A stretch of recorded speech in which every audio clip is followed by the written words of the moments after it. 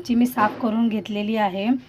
इथे बेसन आहे, मीठ आहे, हळद आहे, लाल तिखट, गरम मसाला, अद्रक लसूणची पेस्ट, कॉर्नफ्लॉवर आणि इथे कोकमचा आगळ आहे। चला मग कृतीकडे जाऊ।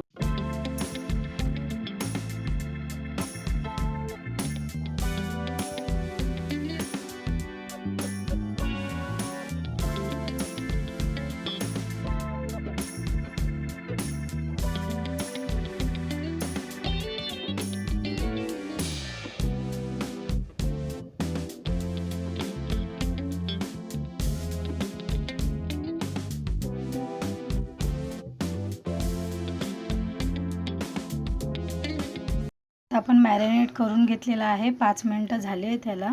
आता आपण फ्रायसाठी मिश्रण बनवूया, तयार करूया। हे इकडे मी रवा घेतलेला आहे बारीक, चवीपुरतं मीठ घेतलेलं आहे, लाल तिखट घेतलेला आहे, हळद टाकूया आणि गरम मसाला अर्धा टाकूया। आता मी मिश्रण सगळं मिक्स करून घेतलेलं आहे, बघू शकता तुम्ही। आता आपण कोटिंग करून घेऊया।